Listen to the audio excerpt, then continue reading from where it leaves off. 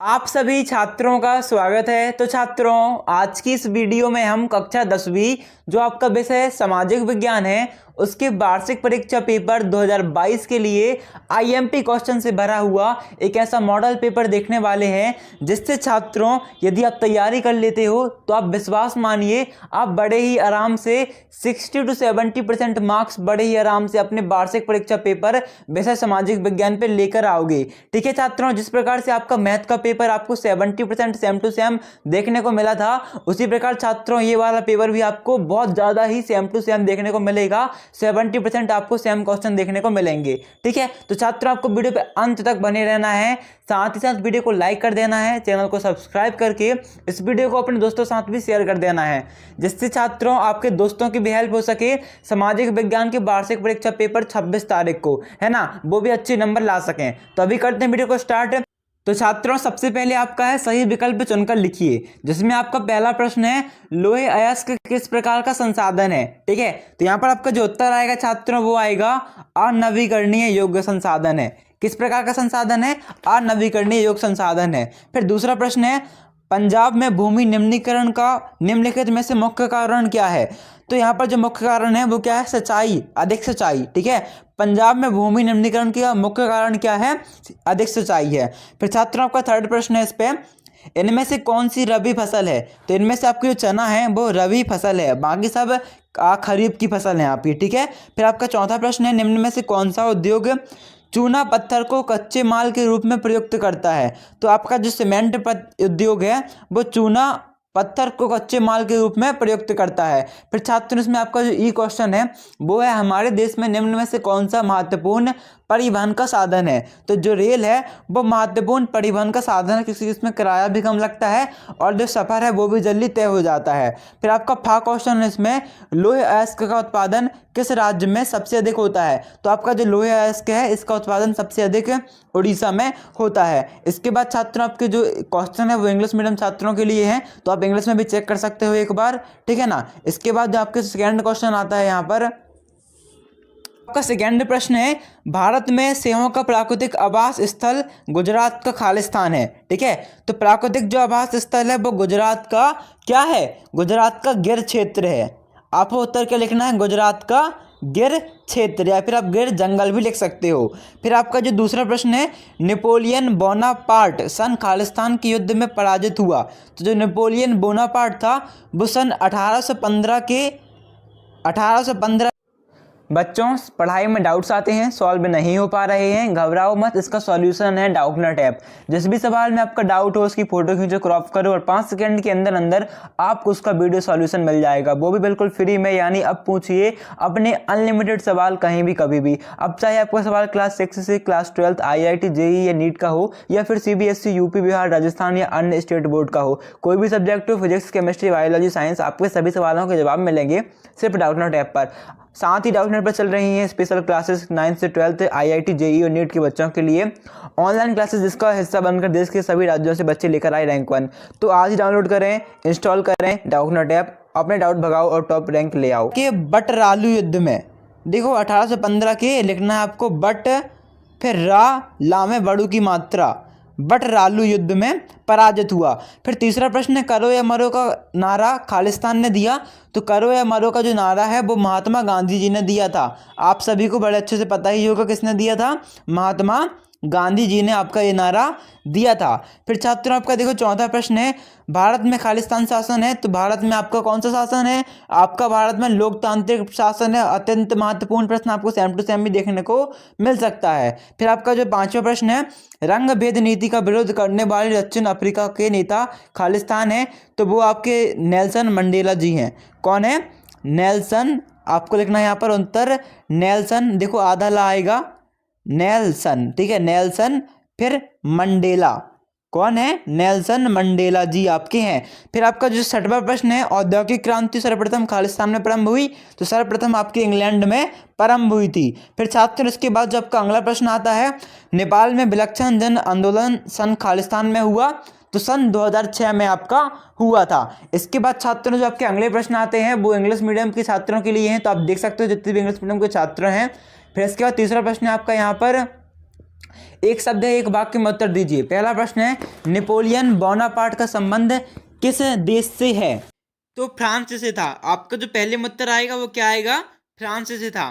फिर छात्र आपका यहाँ पर दूसरा प्रश्न है, IMF का पूरा नाम लिखिए। तो आपका जो IMF का पूरा नाम आएगा, यहाँ पर आपको उत्तर क्या लिखना है? आपका उत्तर आ जाएगा अंतरराष्ट्रीय, ध्यान से देखना, आपको लिखना है अंतरराष्ट्रीय, ठीक है, अंतरराष्ट्रीय, फिर आएगा मुद्रा, अंतरराष्ट्रीय मुद्रा, फिर आपको लिखना है कोष, अंतरराष्ट्रीय मुद्रा कोष। आपका क्या जाएगा फुल फॉर्म? IMF, अंतरराष्ट्रीय मुद्रा कोष, ठीक है। फिर आपको जो थर्ड प्रश्न है, मार्टिन लूथर कौन था? तो मार्टिन लूथर आपको उत्तर लिखना है जर्मन धर्मशास्त्री और सुधारक। क्या आएगा? जर्मन धर्मशास्त्री और सुधारक। चौथा है, प्रिंटिंग प्रेस सर्वप्रथम किस सदी में भारत आया?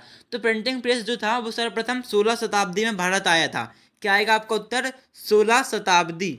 आपको उत्तर लिख देना है 16 शताब्दी। एक बार ध्यान रखना, यदि आपसे बोले एक शब्द में उत्तर दो तो एक शब्द में लिख देना 16 शताब्दी। यदि आपसे बोले एक वाक्य में उत्तर दो तो लिखना पूरा एक वाक्य में कि प्रिंटिंग प्रेस सर्वप्रथम 16 शताब्दी में भारत में आया था, ठीक है। यदि आपसे बोल रहे एक वाक्य में तो आपने एक शब्द में लिख दिया तो आपका नंबर कट जाएगा, और यदि आपसे बोलेगा एक शब्द में दो और यदि आपने एक वाक्य में लिख दिया तब भी आपका नंबर कट जाएगा। इसलिए निर्देश के अनुसार ही उत्तर देना। फिर आपका पांचवा प्रश्न है, हीराकुंड बांध किस नदी पर बनाया गया था? तो ये आपका बनाया गया था महानदी पर। किस नदी पे बनाया गया था? महानदी पे बनाया गया था। फिर आपका छठवां प्रश्न है, गुजरात तट पर कौन सा बंदरगाह स्थित है? तो आपके यहाँ पर देखो कंडला बंदरगाह स्थित है। क्या नाम है? कंडला। फिर आपका लास्ट प्रश्न है, उपभोक्ता संरक्षण अधिनियम कब लागू हुआ था? तो ये आपका लागू हुआ था सन 1986 में। क्या लिखना है? सन 1986 में। फिर छात्रों आपके लिए, इंग्लिश मीडियम वाले छात्रों के लिए क्वेश्चन आप देख सकते हो सामने। फिर आपके ट्रू एंड फॉल्स हैं, 70-70 लिखिए। पहला प्रश्न है, जो वनस्पति मूल रूप से भारतीय नहीं है उसे देशज वनस्पति कहते हैं, ठीक है। तो ये आपका बिल्कुल असत्य हो जाएगा, क्योंकि जो वनस्पति भारतीय है मूल रूप से वो क्या कहलाएगी? देशज कहलाएगी, और जो भारतीय नहीं है वो कहलाएगी विदेशज। तो आपका ये हो जाएगा असत्य। दूसरा है, श्रीलंका में सहेली भाषा को राजभाषा घोषित किया गया है, सत्य या असत्य? तो आपका ये सत्य आ जाएगा। तीसरा है, भारत में एक दलीय प्रणाली प्रचलित है, तो ये आपका सत्य है। तीसरा के बाद चौथा है, डी वाला, 1990 में भारत में गठबंधन सरकार की शुरुआत हुई, तो ये भी आपका सत्य है।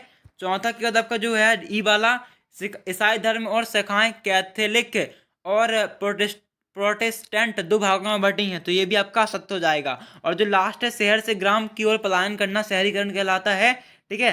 तो ये आपका सत्य हो जाएगा, क्योंकि ग्राम से शहर की ओर पलायन करना आपका शहरीकरण कहलाता है। फिर आप देख सकते हो यहाँ पर right and true and false answer same होंगे, बस आपके जो क्वेश्चन है वो इंग्लिश मीडियम के छात्रों के लिए है। फिर छात्र आपके यहाँ पर सही जोड़ी बनाइए, आ और खंड बा है आपके सामने। लोकतंत्र, तो आपको लोकतंत्र का मैच करना है सिंपली, बहुतों का शासन। दक्षिण अफ्रीका से मैच करना है नेल्सन मंडेला से। पूर्ण साक्षर राज्य, तो ये आपका क्या आ जाएगा? ये आपका आ जाएगा छात्रों केरल, ठीक है। और फिर जो है आपका देखो चौथा, अर्थव्यवस्था के क्षेत्र, तो अर्थव्यवस्था के आपके क्षेत्र कितने हैं? 3 है। मुद्रा का आधुनिक रूप कौन सा है? कौन सा मुद्रा का आधुनिक रूप? वो है आपका करेंसी। और सूचना एवं संचार प्रौद्योगिकी तो कंप्यूटर से रिलेटेड है, ठीक है। ये आपके उत्तर हो जाएंगे। आप यदि इंग्लिश मीडियम में हो तो इंग्लिश में क्वेश्चन देख सकते हो, उसके उत्तर तो सेम ही होंगे। इसके बाद छात्र आपके जो और भी ज़्यादा IMP क्वेश्चन है, क्योंकि देखो ऑब्जेक्टिव तो कम ही फंसते हैं ज़्यादातर, बट फंसते हैं ऐसी बात नहीं, अधिकतर आपको ऑब्जेक्टिव सेम टू सेम देखने को मिलेंगे। बट जो आपके 2 नंबर 3 नंबर 4 नंबर वाले क्वेश्चन होते हैं, ये आपको अधिकतर तिमाही, छमाही, वार्षिक, प्रीवियस ईयर पेपर में सेम टू सेम हमेशा देखने को मिलते हैं। तो छात्र आपको जो आगे क्वेश्चन है और अच्छे से तैयार करना है, 2 नंबर 3 नंबर 4 नंबर वाले, ठीक है। तो इन्हें ध्यान से देखना, आपके पास अभी पर्याप्त टाइम है, तो इन्हें बहुत अच्छे से तैयार कर लेना, ठीक है। कॉपी में नोट डाउन करते चलो इन्हें और तैयार कर लेना। फिर आपका छठवां प्रश्न देखो, इसके बाद संसाधन किसे कहते हैं? अथवा में है, भारत में पाई जाने वाली कोई 2 मिट्टियों के नाम लिखियो। तो छात्रों इसके जो उत्तर हैं आगे वाले प्रश्नों के, इसके उत्तर हम नेक्स्ट वीडियो पर देखेंगे। जब तक के लिए वीडियो को लाइक कर देना, चैनल को सब्सक्राइब कर लेना और बेल आइकन को भी ऑन कर लेना, जिससे जैसे हम आपको जो है क्या कहते हैं सॉल्यूशन वाली वीडियो डालेंगे सबसे पहले आपको नोटिफिकेशन आ जाए, इसलिए आप बेल आइकन को भी ऑन कर लेना। बाकी आप क्वेश्चन देख लो, ठीक है। मोस्ट आईएमपी क्वेश्चन है, सॉल्यूशन हम नेक्स्ट वीडियो पर देखेंगे। तो 7वां प्रश्न है, आरक्षित वन किसे कहते हैं? जैव विविधता क्या है? 8वां है, जूट को सुनहरा रेशा क्यों कहा जाता है? खरीफ की फसलों के नाम लिखिए। जौ और कौन थे? औद्योगिक क्रांति से क्या आशय है? गुटेनबर्ग कौन था? पंचांग से क्या आशा है? अश्वेत शक्ति आंदोलन क्या था? एफ्रो अमेरिकी से क्या आशा है? आर्थिक विकास से क्या आशा है? आर्थिक विकास किस पर निर्भर करता है? वस्तु विनिमय प्रणाली से क्या आशा है? स्व सहायता समूह में निर्णय कौन करता है? वैश्वीकरण क्या है? विदेशी व्यापार से क्या आशा है? उपभोक्ता शोषण के बचने के 2 उपाय लिखिए। अथवा पे सूचना के अधिकार से क्या आशा है? 16वां लोह एवं अलोह धातुओं में अंतर लिखिए। धात्विक एवं अधात्विक खनिज में अंतर लिखिए। 17वां औद्योगिक प्रदूषण किसे कहते हैं समझाइए। अथवा में राष्ट्रीय अर्थव्यवस्था में उद्योगों का क्या योगदान है। 18वां देख सकते हो, विश्व युद्ध के समय भारत का औद्योगिक उत्पादन क्यों बढ़ा था। अथवा में चेक कर लीजिए। 19वां है, राष्ट्रीय राजनीतिक दल किसे कहते हैं।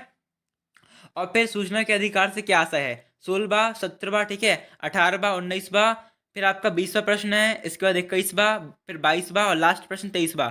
ओके छात्रों, तो यदि आपको वीडियो अच्छी लगी तो वीडियो को लाइक कर देना, चैनल को सब्सक्राइब कर लेना, साथ साथ चैनल को सब्सक्राइब करके बेल आइकन ऑन कर लेना, जिससे आप जैसे सॉल्यूशन की वीडियो डालें, जैसे जैसे हम सॉल्यूशन की वीडियो डालें सबसे पहले आपको मिल जाए। तो थैंक्स फॉर वॉचिंग छात्रों, मिलते हैं अगली वीडियो पे, जब तक के लिए धन्यवाद।